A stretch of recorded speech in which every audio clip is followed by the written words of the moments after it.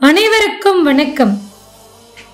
எங்களுடைய கஷ்டம் எப்பதான் தீரும் அப்படின்னு தேவர்கள் கேட்டதுக்கு பரமசிவன் சிவகுமாரன் என்னிலிருந்து தோன்றுவான்னு சொல்லிட்டு பக்கத்துல உட்கார்ந்திருந்த பார்வதியை திரும்பி பார்க்கிறாரு. அதற்கு பார்வதியும் சிவபெருமானை பார்த்து அர்த்தமுள்ள ஒரு சிரிப்பு சிரிக்கிறாங்க. நம்ம வீடுகள்ல ஒவ்வொரு கணவனும் எந்த ஒரு செயலை செய்யும் முன்னாடியும் எந்த ஒரு முடிவெடுக்கும் முன்னாடியும் தன்னுடைய மனைவியை கலந்தாலோசிக்கணும். இதை நமக்கு உணர்த்தினதே சிவன் பார்வதி தம்பதி தான். முந்தைய பதிவுல பார்த்த மாதிரி நம்ம எல்லோராலையும் சிவபெருமானை தரிசிக்க முடிஞ்ச 5 முகங்களான சத்யாஜாதம், ஈசானம், தத்புருஷம், வாமதேவம், அகோரம் இப்படி 5 முகங்களையும் சேர்த்து 6வதான சிறப்பு மிக்க அதோ முகத்தையும் சேர்த்து 6 முகத்தில் இருக்கிற நெற்றிக்கண்ணிலிருந்து ஒவ்வொரு தீப்பொறிகளா 6 தீப்பொறிகளை சிவபெருமான் உண்டாக்குனாரு. அது அப்படியே ஆகாயத்துல தவழ்ந்து வருது.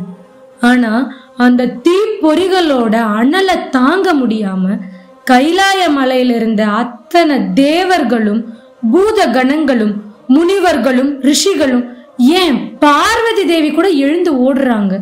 அந்த அளவுக்கு அந்த தீப்பொறிகளுக்கு அனல் தகிக்குது.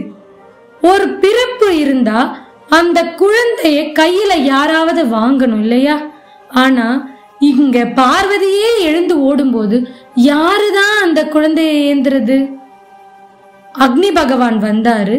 அந்த 6 தீப்பொறிகளையும் அவர் ஏந்திக்கிட்டாரு. ஆனா அக்னி பகவானாலேயே அந்த தீப்பொறிகளோட அனலை தாங்க முடியல. அக்னி பகவான் கிட்ட சிக்கின எந்த ஒரு பொருளாக இருந்தாலும் ஒண்ணு அதுக்கு அழிவு ஏற்படும், இல்ல பெருத்த சேதம் ஏற்படும்.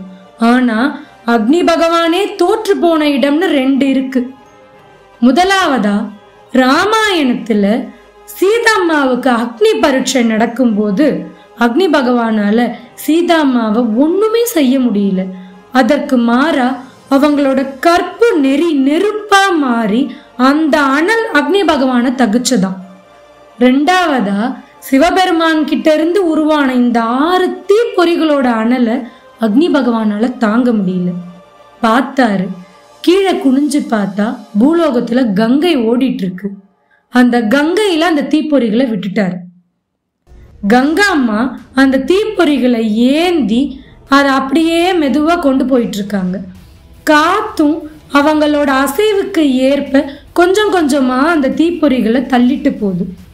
சிறிய தீக்கங்குகளா இருந்தா நீர் பட்ட உடனே அணைஞ்சு போயிடும். ஆனா இதுவோ சிவபெருமானோட நெற்றிக்கண்ணுல இருந்து உண்டான தீப்பொறியாச்சே, அவ்வளவு லேசில இதனோட அனல் போகுமா? கங்காதேவியாலையும் அதனோட அனலை தாங்க முடியல.